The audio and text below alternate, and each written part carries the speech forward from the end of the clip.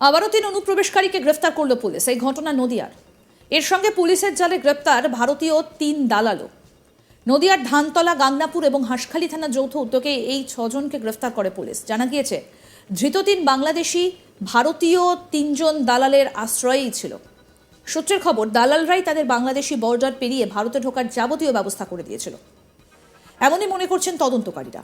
গতকাল রাতে গোপন সূত্রে খবর পেয়ে 6 জনকে গ্রেফতার করে পুলিশ। শুক্রবার ধৃতদের তোলা হবে রানাঘাট বিচার বিভাগীয় আদালতে। বাংলাদেশে অচলাবস্থা চলার পরে নতুন করে ভারতে যেন অনুপ্রবেশের সংখ্যা বেড়েই চলেছে, এমনই মনে করছেন অনেকেই। কারণ গত 2 মাসে প্রায় 210 জনের মতো অনুপ্রবেশকারীকে গ্রেফতার করল রানাঘাট পুলিশ জেলা। শুধু এখানেই শেষ নয়, এর আগেও রাজ্যের বিভিন্ন প্রান্ত থেকে এই অনুপ্রবেশের ঘটনা ঘটেছে। অনেক ক্ষেত্রেই এই গোটা ঘটনায় সরকারের দিকেই অভিযোগের আঙুল তুলেছে বিরোধীরা। এর মধ্যে বেশ কয়েকজন জিহাদিকেও গ্রেফতার করেছে পুলিশ। মুর্শিদাবাদের পরে ক্যানিং থেকেও গ্রেফতার করা হয়েছে জিহাদিকে। এরপরে আসি আগের অনুপ্রবেশের ঘটনায়। কি ঘটেছিল এর আগে, এবার সেটা আপনাদেরকে বলি। নদিয়ার সীমান্তে পুলিশের জালে বাংলাদেশিদের হাতে ভারতীয় পরিচয়পত্র পাওয়া যায়। ভয়ঙ্করী ছক দেখুন। অভিযান চালিয়ে হাঁসখালি থানা এলাকা থেকে 4 জন অনুপ্রবেশকারী সহ 2 জন আন্তর্জাতিক মানব পাচার চক্রের দালালকে গ্রেফতার করে পুলিশ। এছাড়াও ধৃতদের কাছ থেকে 2 জন কম বয়সী ছেলেকে উদ্ধার করা হয়েছে। তাদের কি কাজে ব্যবহার করত তারা, এ নিয়েও তদন্ত চলছে। নদিয়ার হাঁসখালি ব্লকের রামনগর 1 নম্বর গ্রাম পঞ্চায়েতের বড় চুপড়িয়া এলাকার বাসিন্দা আনোয়ারা বিশ্বাস। তার বাড়িতেই আশ্রয় দেওয়া হয়েছিল ধৃত বাংলাদেশি নাগরিকদের।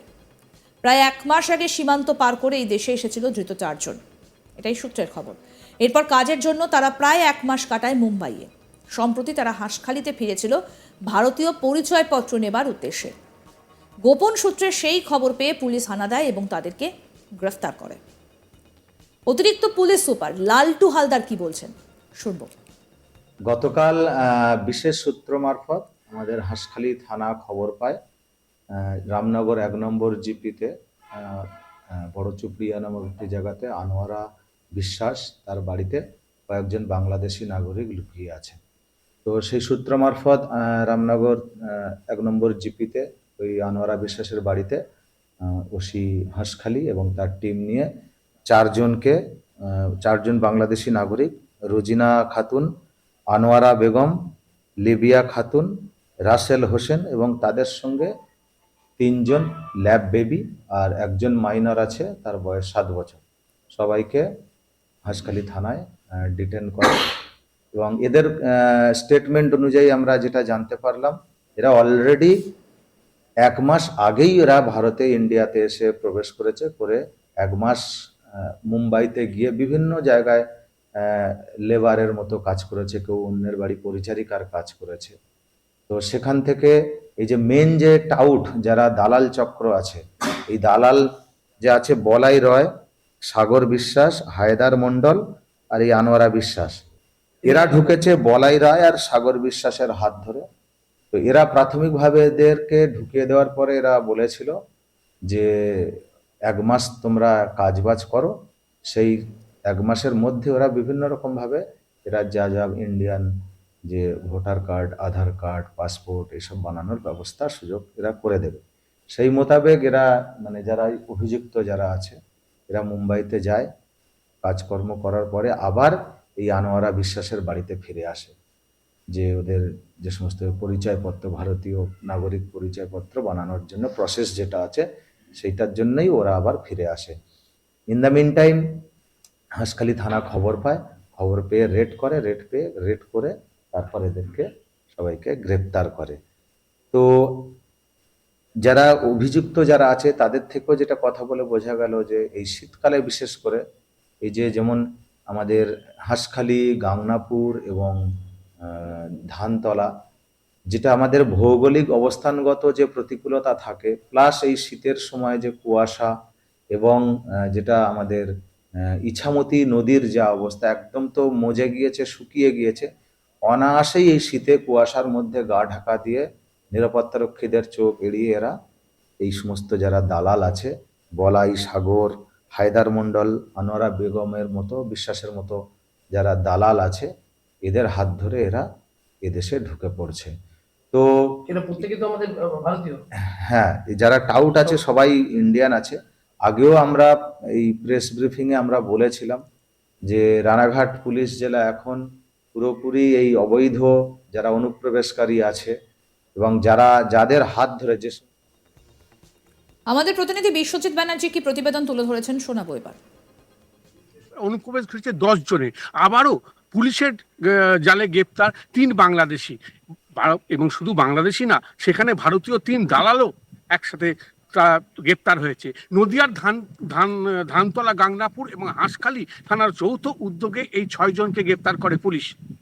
জানা গেছে ধৃত 3 বাংলাদেশি ভারতীয় যে দালাল তাদের আশ্রয় ছিল। গতকাল রাতে গোপন সূত্রে খবর পেয়ে 6 জনকে গ্রেপ্তার করেছে। আজকে শুক্রবার, আজকে তাদের আদালতে তোলা হচ্ছে এবং আদালতে বিচারক কি রায় দেন সেটা পরের ব্যাপার। কিন্তু হাঁসখালি এবং ধানতলা এলাকায় যে কিছু কাঁটাতারের বা বেড়া ফাঁকা আছে এবং শীতকাল, সেখানে কুয়াশার একটা আবহাওয়া তৈরি হয়েছে, সেই সুযোগ নিয়ে অনুপ্রবেশ দিন দিন বাড়ছে এবং বাংলাদেশের যা পরিস্থিতি সেটা একটা উত্তপ্ত পরিবেশ সৃষ্টি আছে এবং সেখানে দালালের মারফত এ রাজ্যে চলে আসছে বাংলাদেশিরা। এটা কম করতে করতে বাংলাদেশের যে পরিস্থিতি তৈরি হয়েছে তার জন্য মানুষ একটা ভীতির সঞ্চার হচ্ছে। তারা প্রাণের ত্যাগ করে তারা যেনতেন প্রকারে এ দেশে ঢুকতে যাচ্ছে এবং সেখানে দালালদের মকা বেশি।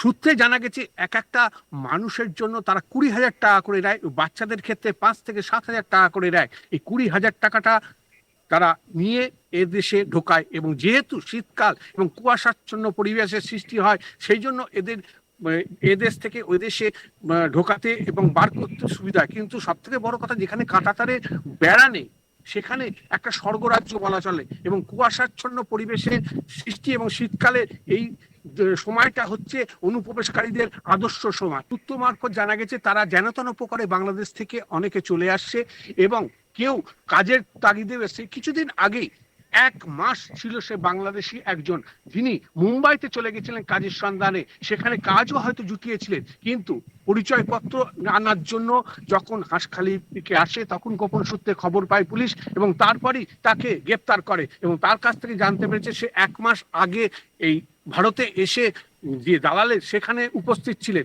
এবং সব থেকে বড় কথা, এখানে তুমি বলতে পারো যে দালাল চক্রটা ভীষণভাবে যেমন বৃদ্ধি পেয়েছে, সেই মৌকাটা নিতে চাইছে দালাল চক্র। তারা টাকার বিনিময়ে বেশ উপরি ইনকাম করার ক্ষেত্রে তারা এখন স্বর্গরাজ্য পেয়ে গেছে এবং যেহেতু শীতকাল এবং কুয়াশাচ্ছন্ন পরিবেশ, তাদের এদেশে আনার ক্ষেত্রে অনেকটাই সুবিধা। কিন্তু বিএসএফ এর যেমন কড়াকড়ি আছে তেমনি পুলিশেরও কড়াকড়ি আছে।